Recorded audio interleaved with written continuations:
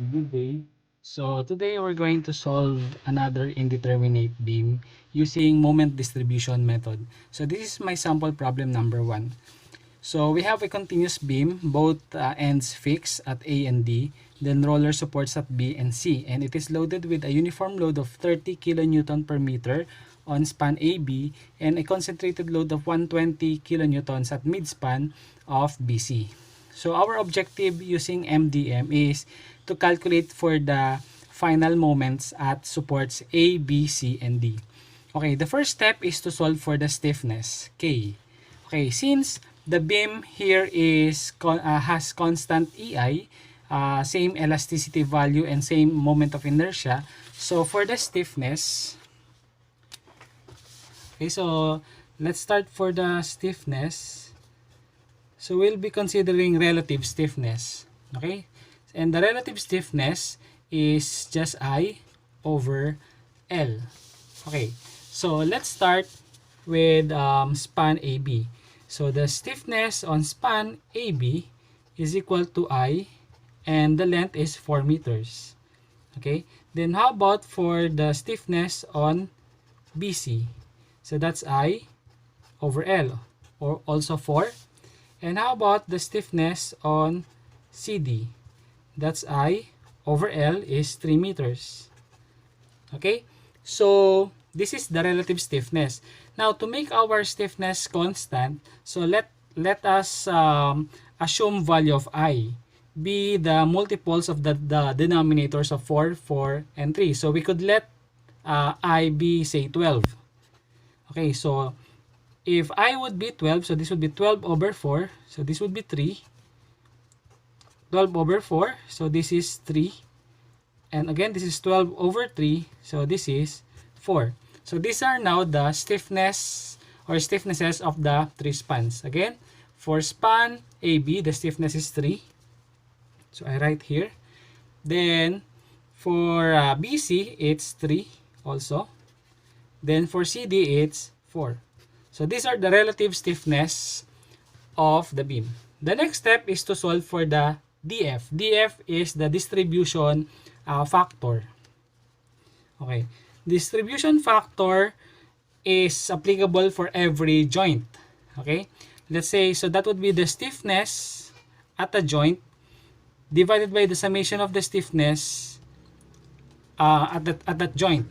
No? So stiffness at that point of the member divided by the stiffness, the summation of the stiffness at a joint. Okay, so at a joint.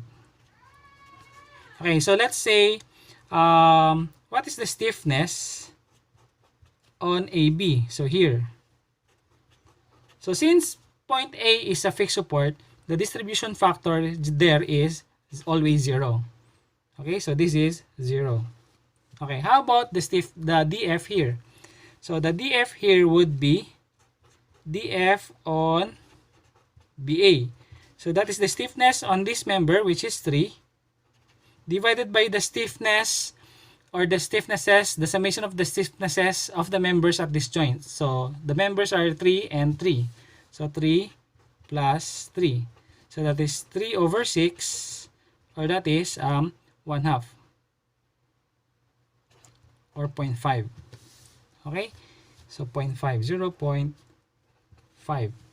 Next here is what's the DF on member or member BC here at this point. So that is the stiffness on this member, 3, divided by the summation of the stiffnesses, 3 plus 3. So that would be 3 over 6. That's also 0.5. Okay? So 0.5. Okay, how about the DF here?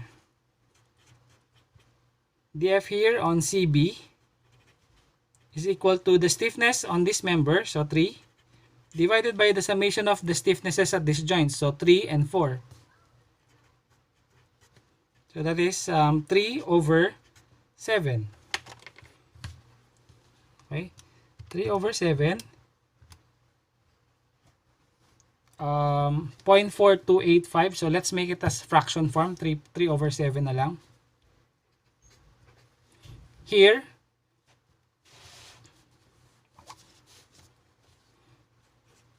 dF on CD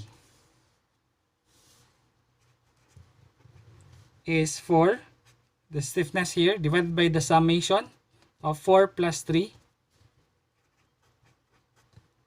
So that is 4 over 7, fraction. And finally, what's the dF on DC?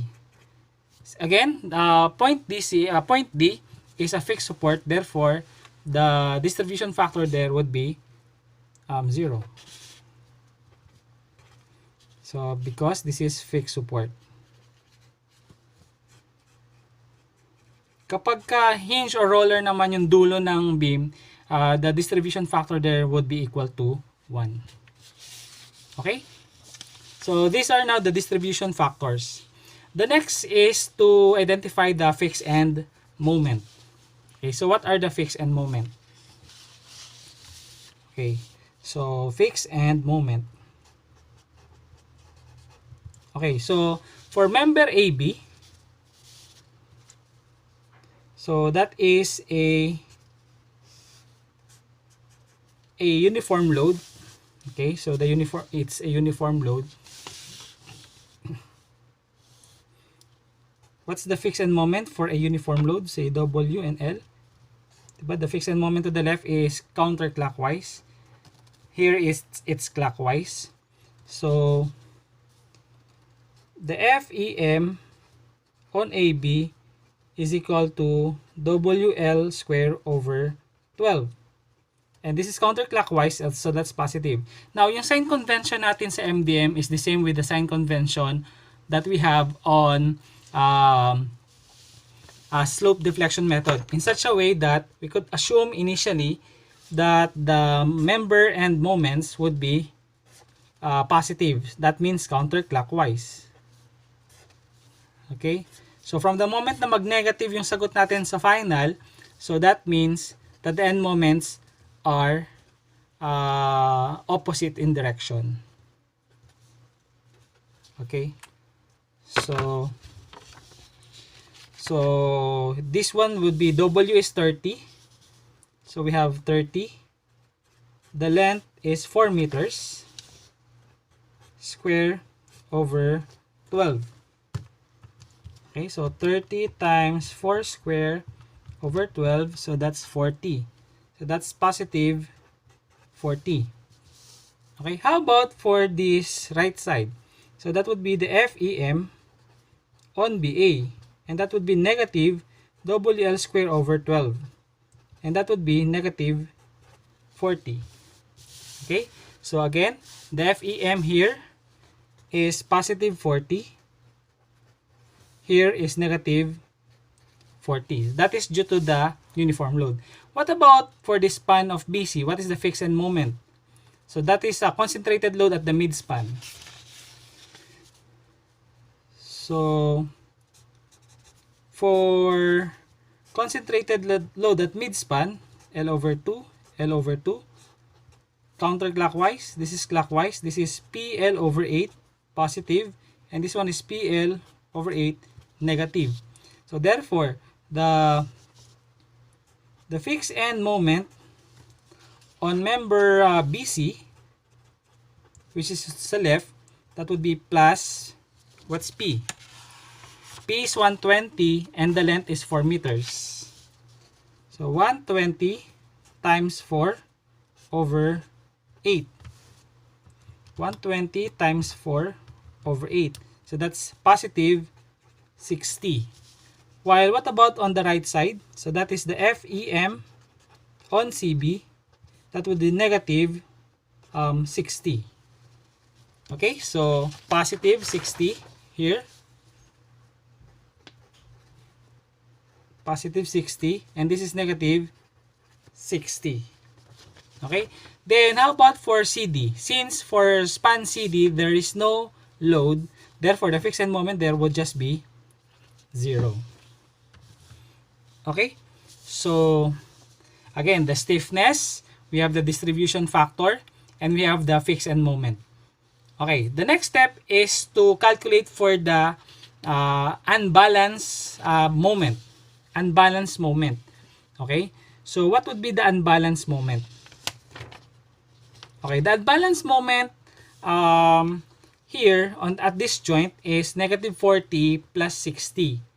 So there is an unbalanced moment of positive 20. Okay? Whereas on this joint naman, it's negative 60 tsaka 0. So the unbalanced moment here is negative 60. So these are the unbalanced moments at joint. Okay. So the next step is to balance the moment in a joint. Okay. So we have to calculate now for the balance at joint or the balancing moment at joint. Okay. So how do we do that? So that would be, let's say, let's start with this one. So again, it's negative 40 plus 60. So the unbalanced moment is positive 20. So to solve for the balance at joint, we multiply the unbalanced moment 20 with the negative of the DF. Okay, so again, so how do you solve for the balance at joint? So that would be the unbalanced moment times the negative of the DF. Okay, so yan yung equation na gagamitin natin for the balance at the joint. Again, so going back here, so the unbalanced moment here is negative 40 plus 60, so we have positive 20. Positive 20 times the negative of 0.5. Negative of 0.5, so we got negative 10. So here is negative 10. How about here? So the unbalanced moment again is positive 20. Positive 20 times the negative of 0.5. Okay, so that's negative 10 also. Okay, so to check if your balance at joint moments are correct, dapat yung summation ng moment natin at a joint after having this balance at joint should be 0. Diba? Negative 40, negative 10, negative 10, so that's negative 60. Plus 60, 0. So dapat yung summation ng moment mo at a joint should be equal to 0. Okay, so ganun ang pag-solve ng balance at joint. Okay, how about for this joint naman? Oh, how much is the unbalanced moment? Diba negative 60 at saka 0. So the unbalanced moment here is negative 60. So that's negative 60. That unbalanced moment of negative 60, i-multiply mo sa negative of the DF. So times the negative of 3 over 7.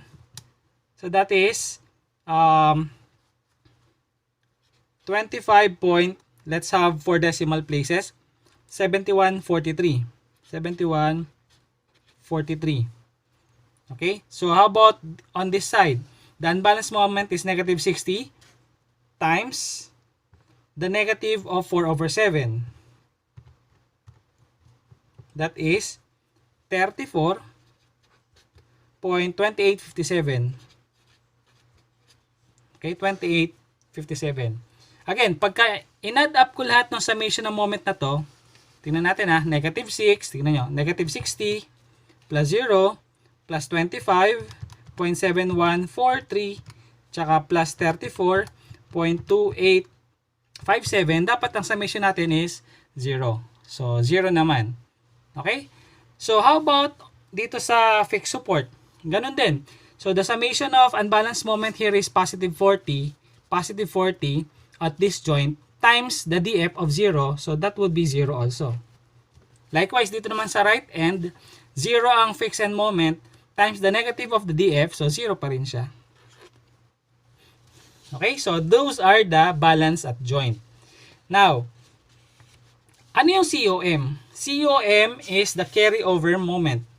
COM is the carry over moment. Okay? So, mag-ano tayo dyan? So, mag-criss-cross tayo. So, we're going to carry over the moment to the other side of the member. Okay? So, and the carryover moment is just equal to the balance moment, balance at joint, divided by 2. So, that is also 1/2. So, kukuhain mo lang yung 1/2. Okay, let's see. So itong negative 10, i-criss-cross natin sa kabilang side, yung 0, i-criss-cross din natin doon. So, 0 divided by 2 is 0. Negative 10 divided by 2 is negative 5. So, yan. So, x mo lang natin yan. So, dito rin, i-x lang natin siya. Yung negative 10, kalahati niya, i-transfer natin dito. So, that's negative 5. Yung 257143, 257143 divided by 2, sorry, 25.7143 divided by 2, that's 12. So, dito yung 12. 12.8572. Then, dito, 0. Kalahati ng 0 ay 0. Ito, kalahati nito. Lipat natin doon. So, 34.2857 divided by 2. We have 17.1429.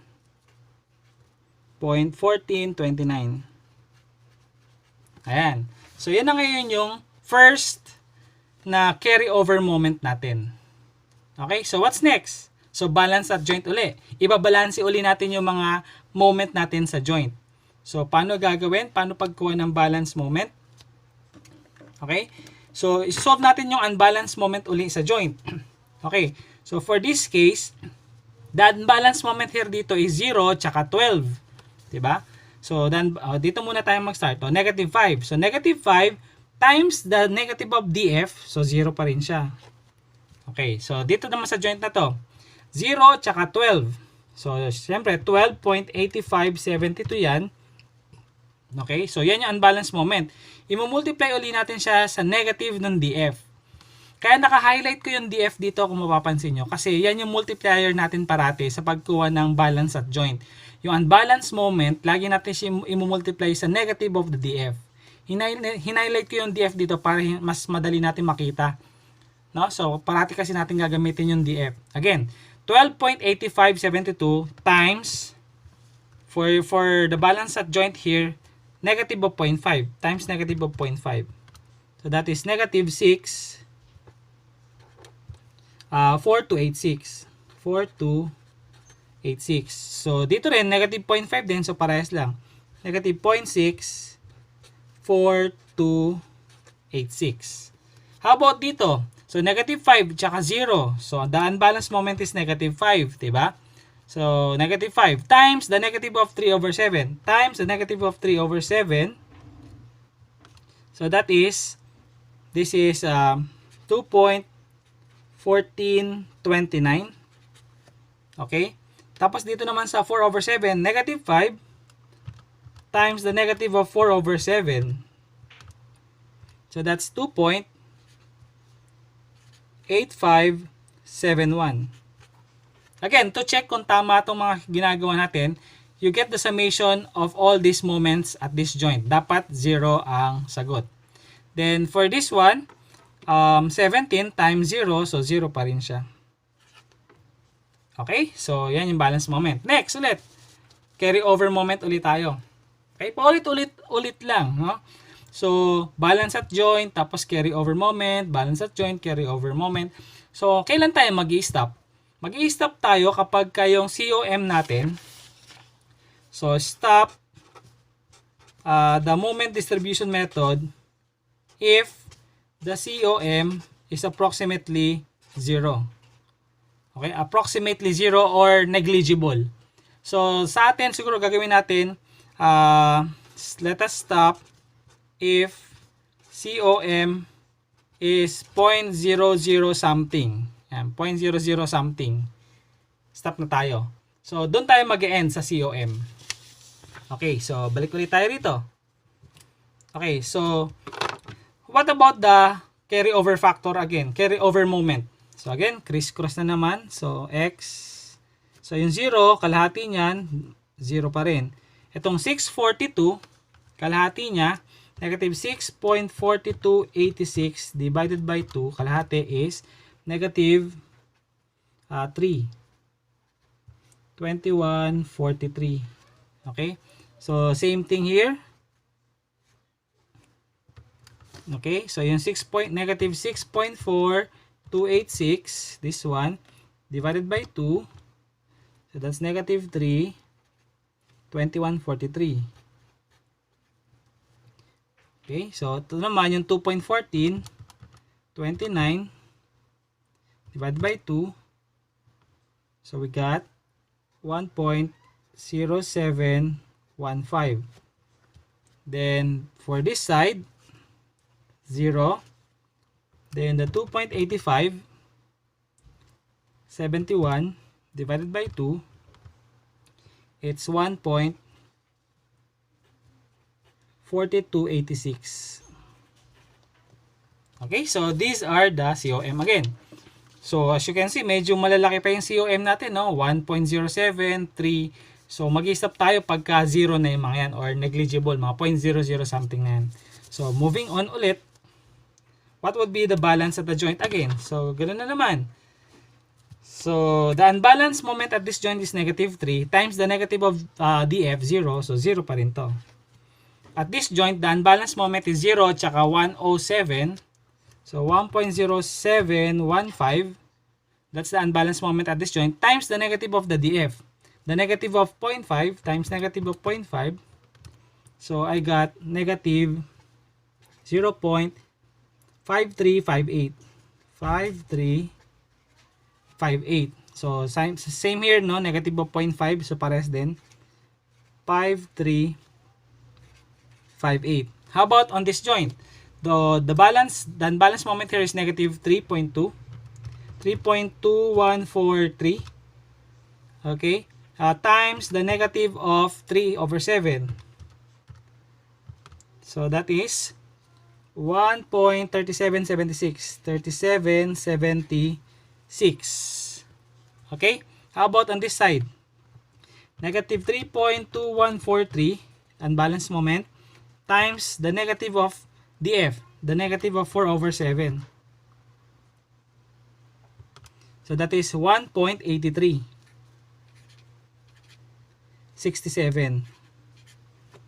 Okay, so here, unbalanced moment is 142 times the negative of df. df is 0, so 0 pa rin yan. Okay, so next, let's solve for the COM, or the carryover moment. So how do we do that? So cross lang, no? Then get the 1/2. So 0, 1/2, 0. This negative 53, so negative 0.5358 divided by 2. So we got negative 2679. 2679. So here, okay, so negative 0.5358. So that's the same with this. 0.2679. How about this 1.37?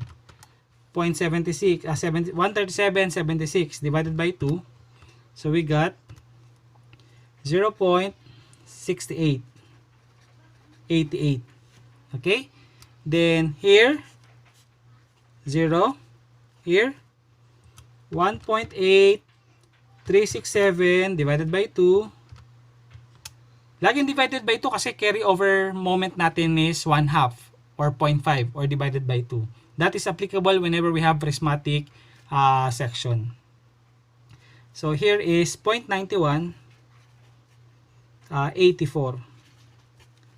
Okay, so as you can see, lumiliit na yung mga COM natin, no? Point something na lahat sila. Okay, so isa pa. O, paano pagko ng balance moment ulit? Balance at joint. So solve for the unbalanced moment. So negative 26 times the negative of df. So 0 pa rin to. Here, the unbalanced moment is 0 plus 0.68. 0.6888 times the negative of df times negative of 0.5. So that is negative 3444. Okay, 3444. So dito, ganun din. Negative 0.3444. On this side, the unbalanced moment is negative 0.26 tsaka 0. Negative 0.2679 times the negative of df times the negative of 3 over 7. So we got 0.11 here. 48. Dito naman,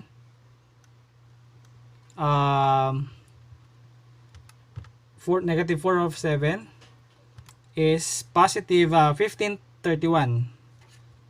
1531. Here is 0.91 times the negative of 0, 0 pa rin. Okay. Again, for the balance, no? So that's balance. Next is COM. So, paano pag COM ulit? Ganun ulit, no? So, cross lang. So, 0. This one, negative 0.3444. Okay, divided by 2. So, that's negative 0.1722. Here.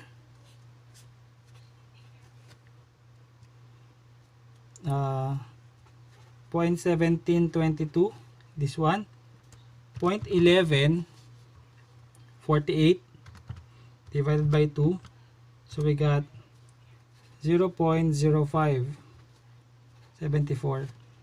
Here, 0. 0.1531 divided by 2. This is 0.0766. So, ano nang value ng COM natin? 0.05 at 0.17. Isa pa. Okay, so balance ulit tayo. Balance at a joint. Okay, so balance at a joint. So, 0 ulit dito. Negative 0.17 times the negative of 0. So, 0. Dito, ang balance moment natin dito is 0 tsaka 0.05. So, 0.05. 0.0574. Ito yun. Times the negative of df. Times the negative of df. So, we got 0.0287. Same dito rin. 0.0287. Dito naman, unbalanced moment is negative 0.1722. Ito. Times the negative of df. Times negative 3 over 7. So, we got 0.0738. Dito naman, times negative of 4 over 7. So, we got 0.0984. Okay? So, dito naman, 0.07 times the negative of 0. So, 0 pa rin. Okay, so, ano pa? COM. Diretso natin COM. So, ganun ulit. Kalahati. Crossover. So, 0.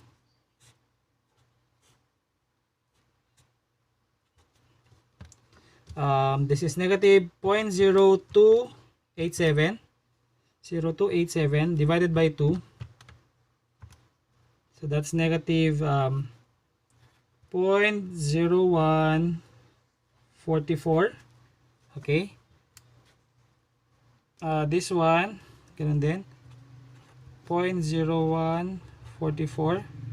Ito 0.07, 0.0738 divided by 2. 0.0369. Okay, dito x uli, x 0.0984 divided by 2. 0.0492. So, 0.01 pa, 0.03 pa, no? So, isa pa uli. Mag-i-stop tayo kapag yung COM natin is 0.00 something na. Okay, so again, 0 dito. Ito, 0.0369. Unbalanced moment times the negative of df times negative of 0.5. So, we got 0.0185. Okay, so same here, 0.00185. Okay, how about here? So, minus negative 0.144 times the negative of 3 over 7. So, we got 0.0062. 62. Okay? Tapos, yung isa naman is 0.0082. Okay? Then this one is 0. Okay, next, COM. COM naman. So, Okay, so this would be 0. Ito, negative 0.0185 divided by 2.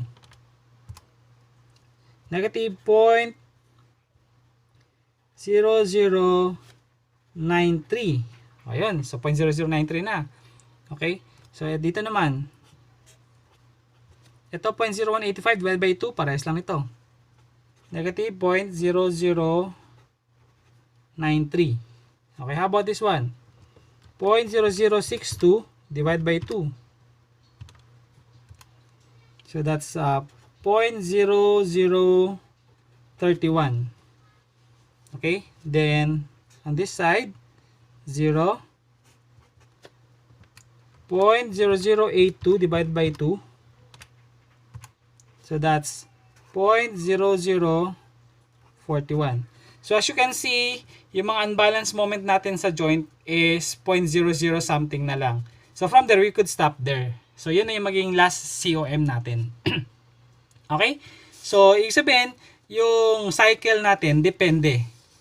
So mas maraming cycle, mas magiging accurate yung final answer natin. Okay? And I believe with a COM of 0.00 something, that would be an accurate enough. Okay? So pagka yan na yung dulo, hindi yan na yung dulo. So finally, we could solve for the final moment. Okay, yung final moment, okay, so yun yung say FM. Yan yung mga final moments dun sa ano. So the FEM would just be, okay, so yung final moment would be the summation of all the moments from FEM hanggang sa last na COM. Yan, so from here hanggang dito. So lahat yan, isa-summation natin, yun yung final moment. Okay, so let's say for at point A. So ang isa-summation natin simula sa FEM, so 40. So we have 40 minus 5 minus 3.2143 minus 0.26 79, then minus 0.1722, then minus 0.0144, then minus 0.0093. So the final moment is 31.3219. Okay, so that's the final moment at joint A. How about at joint B? Ganun din, isa-summation lang natin yung from the fixed end moment, diretso hanggang doon sa huling COM. So that would be negative 40 minus 10 minus 6.4286 minus minus 0.5358 minus 0.3444 minus 0.0287, then minus 0.0185. So the final moment is negative 57.356.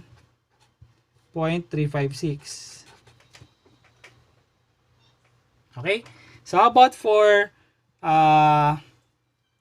BC, moment on BC? Again, summation of FEM, so positive 60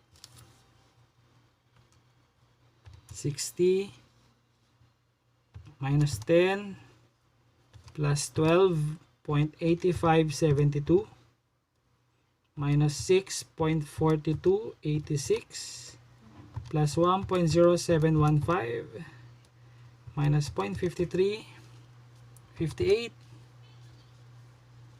no, this one,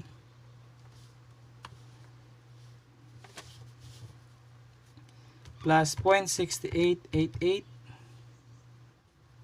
minus 0.3444 plus 0.0574 minus 0.0287 plus 0.0369 minus 0.0185 plus 0.0031. So that's positive 57 3589.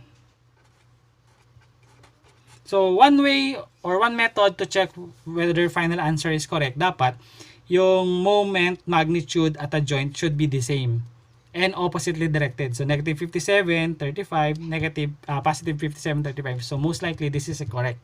Dapat parehas ng magnitude, opposite yung direction. Okay? So, how about for dito sa joint C naman? So, from FEM, negative 60. Negative 60 plus 25, 7143 minus 5 plus 2.14 minus 3.21, 43, 1.37, 76, 0.26, 79, 0.11, 48, 0.17, 22, plus 0.0738 minus 0.0144 plus 0.0062, then negative 0.0093. Okay, so the final moment is negative 39.2485. Okay, then on this side naman 0, 34.28, 57 plus 2.85, 71 plus 1.83, 67 plus 0.15, 31 plus 0.09, 84 plus 0.0082. So that's 39.2392. So almost the same na, no? So negative 39.2, 39.2. Yung konting discrepancy dyan, that is caused by the rounding of numbers. No? Kasi diba what we did is we rounded numbers up to 4 decimal places. Okay. So then last, for the last one, so 0, so we have 17.14, 29 plus 1.4286 plus 0.9184 plus 0.0766 plus 0.0492 plus 0.0041. So the answer is 19.61. Okay. So these are now the end moments, the final moments. So positive 31 means the direction is counterclockwise. Negative 57, that means mali yung direction natin. It should be clockwise. No? So consistent pa rin yung sign convention natin, with the final answers. Okay? So if I ask you what is the final answers. Okay, so the moment at A is equal to that's 31.3219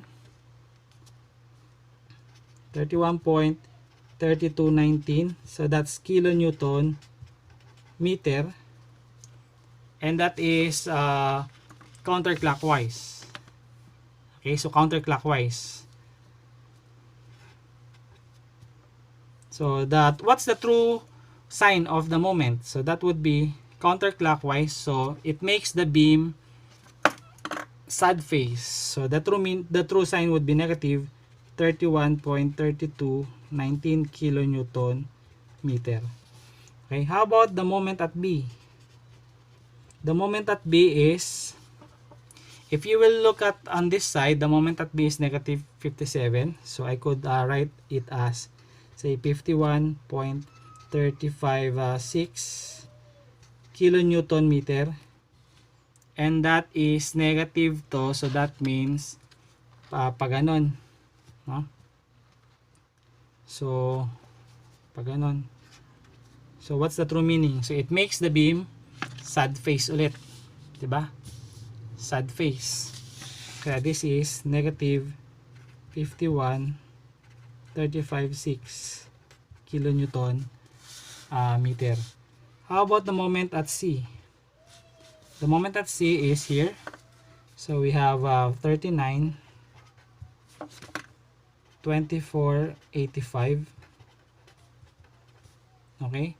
So this is, it should be clockwise on that direction. So that makes the beam sad face ulit. Kaya negative 39, 24, 85. And lastly, the moment at D is 19.6198. Again, that is counterclockwise, positive. Tama ba? So, counterclockwise. So, it makes the beam happy. So, that would be positive 19.61 kilonewton meter. So, these are now the moments at the supports. So, if you want to solve for the reactions, the vertical reactions at the support, you just apply statics. So, pag na-solve nyo na itong mga moments na to by applying statics, you can solve for the reactions. Okay, so this is my sample problem number 1 on MDM. So, I hope you have learned something about this. So, you could just ask questions if ever I have.